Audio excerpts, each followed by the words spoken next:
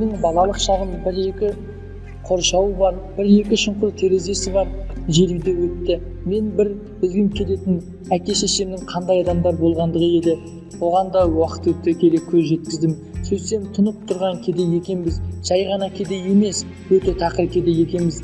Біздің кедей болғандығымызға өкінбеймін, өйткені Совет үкіметі бізді солай қалыптастырды.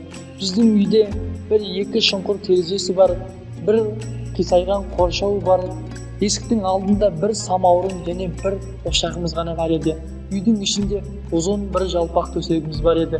Ода мен, әкем, анам үшеуміз ұйықтайтынбыз. Күнде таңертең әкем жұмысқа түс болғанда баратын. Сонда менің әкемнің бригадир бастығы келіп, оған айғайлап кететін. «Ей, түс болды ғой, неғып жатсың, тұрмайсың ба?» дейтін. Әкем «Иә» дей қойып, самаурындағы шай біткенше сараптап отыратын. Сосын әкемнің ылғи киетін тұмағы мен шапаны болды. Ол тұмақты күн ысыса да құлағын қайырып қойып жие беретін. Ал шапанның беліне бір белбеу тағатын. Оның белбеуіне балтасын қыстырып қоятын. Және оны өгізге өзі жалғыз міне алмайтын. Мен оған көмектесіп мінгізетінмін. Мен жоқ кезде ол тамға тақалып өзі мініп алатын. Бізде мүлдем ертоқым болған жоқ. Сондықтан өгізге жай ғана бір тоқым салып, қақпасымен мініп кете беретін. Бір күні әкем сөйтіп жұмысқа кетіп баратқан кезде қайтып айналып үйге келді де: «Ей балам, мен сіңке ұмытып кетіппін, сіңкені бере салшы» деді.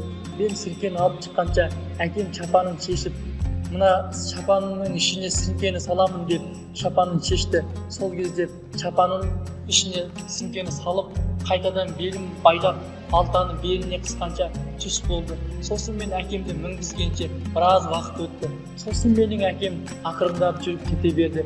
Сонда кетіп батқан кезде адамдар көріп ұрсатын: «Ей, түс болды ғой, неғып жатсың, кішкене ертерек тұрмайсың ба?» дейтін. Бірақ оны әкем көп мән бермейтін. Соны көріп мен өте қатты қысылатынмын. Ал менің әкем күнде кешке өте жай келетін. Жай келе жатқан кезде түн ішінде ерменнің жанынан өтіп бір-екі уыс масақтар алып келетін. Ол масақтан үйге алып келіп, оны түнімен терезені қымтап қойып, оны үгітетін. Ол біздің таңғы асымыз тары талқандар еді. Оқуға құштар мектеп жобасы аясындағы менің оқыған шығармамның бір көрінісі осылай болған еді.